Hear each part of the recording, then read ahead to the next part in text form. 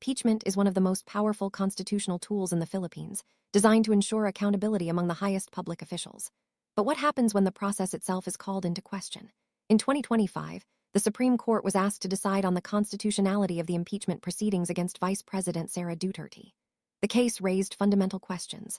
Is impeachment purely political, or is it a legal process bound by the Constitution?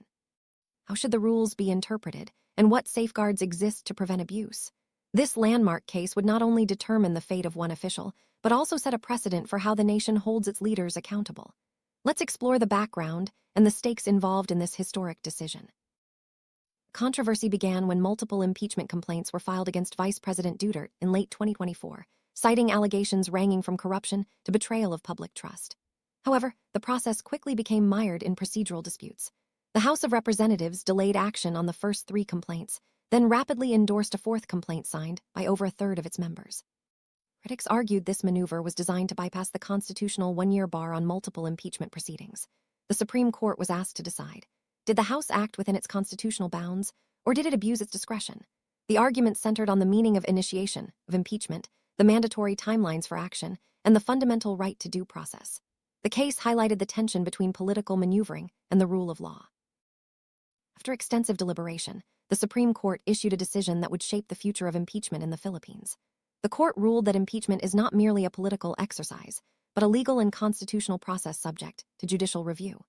It found that the House of Representatives violated the Constitution by failing to act on the first 3 complaints within the required period, and by attempting to circumvent the 1-year bar through procedural manipulation. The court emphasized that due process must be observed at every stage, and that the rights of both the accused and the public must be protected.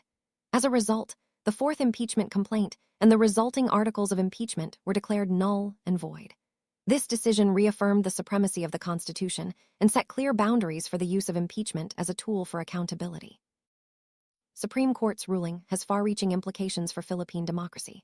By clarifying the legal nature of impeachment and reinforcing the need for due process, the decision strengthens the checks and balances between branches of government. It sends a clear message that political convenience cannot override constitutional safeguards. For public officials, it means that accountability mechanisms must be exercised fairly and transparently. For citizens, it reaffirms that the rule of law is the ultimate protector of their rights and the integrity of public office. As the country moves forward, this landmark case serves as a reminder. The pursuit of justice must always be guided by the Constitution, not by the shifting winds of politics.